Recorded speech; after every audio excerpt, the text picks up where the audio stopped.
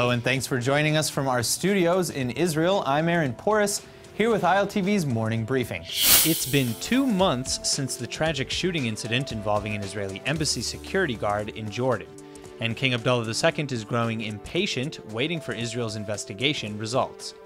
Speaking with United States politicians and Jewish community leaders at the United Nations General Assembly yesterday, Abdullah spoke of the United States' importance in Israeli-Palestinian peace negotiations, but followed that with comments critical of Israel's supposed foot-dragging in the embassy incident probe.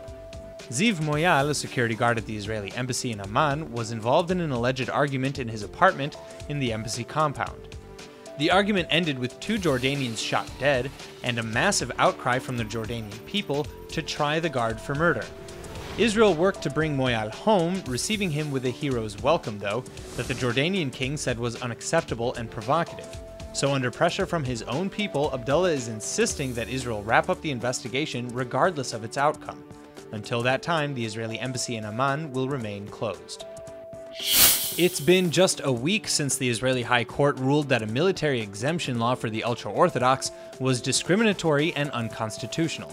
The effects of that decision are already painfully visible, though, as ultra-Orthodox and Haredi Jews riot and clash with police in the streets of Jerusalem.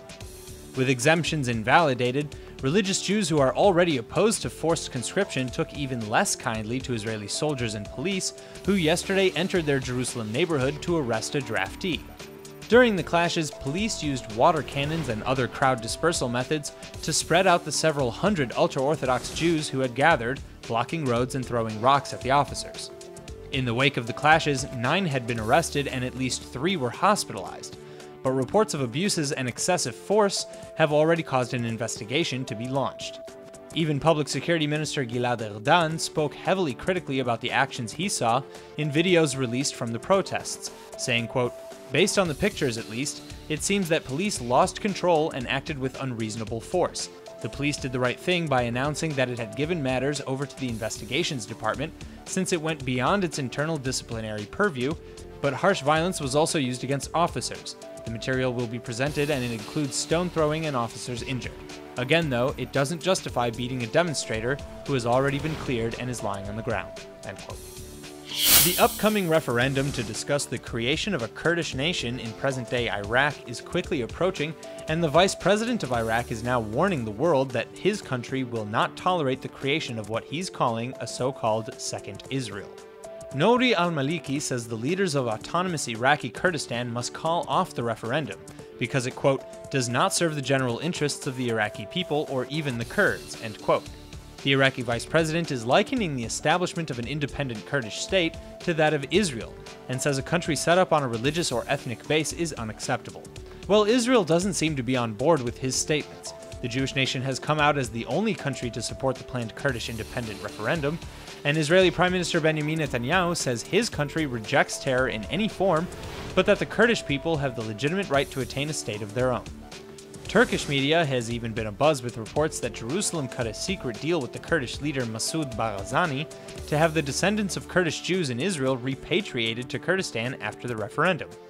The Jewish presence in Mesopotamia dates back to 586 before the Common Era, and while a few Kurdish Jews started settling in Israel's northern Galilee in the 16th century, it wasn't until Israel's independence that anti-Jewish violence forced almost the entire community to move to the country. Today, almost 200,000 Kurdish Jews are believed to be living in Israel. The Israeli Defense Forces wants you to quit smoking, and now it's unveiling a slew of new rules to help you curb the habit. The new measures follow a study released earlier in the year that found that while a quarter of male recruits come into the military as smokers, over a third are smokers upon their discharge. The number is lower but still high among women. Further, at least 80% of soldiers surveyed said they were exposed to secondhand smoke on a regular basis. To combat these trends, the Army will first ban all on-base tobacco sales effective November 1st. That's 65 affected stores across 55 bases. Further, smoking areas on base will be reduced in number and size, and being a smoker will be added to a soldier's medical forms. Oddly enough, it isn't simply a health issue that has caused the military to take such action, though. Brigadier General Meirav Kirshner, the chief of staff of the IDF's Manpower Directorate, told the Times of Israel that this problem is one with tangible negative effects on the IDF's operational ability, that it, quote, harms soldiers' fitness and their ability to carry out their positions. According to Kirshner, nothing matters more than the health of the soldiers. Just a week ahead of opening the brand new light rail line between Israel's northern Galilee and Tel Aviv, rights groups are working hard to ensure that the line will be accessible to all. Thanks to these efforts, headed by the civic equality organization Sikui, Arab Israelis from the northern periphery will now have equal opportunity to find employment and enjoy easier mobility just like their Jewish neighbors. The fight to ensure equal access to the new train comes at the heels of several reports finding that the Israeli Arab community suffers from ongoing discrimination and that the employment situation among the Israeli Arab population was grim and alarming.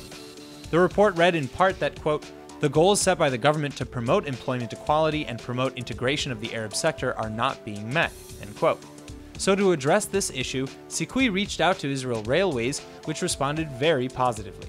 According to Israel Railways, all passengers who board the train at the new Carmiel station and all residents of the 15 Arab villages near the new Ahihud station will get free train tickets for 3 months and a 50% discount for the 2 years thereafter. That's all for now. I'm Aaron Porras, and see you later with our main daily broadcast from Israel at 2 p.m. Eastern Time.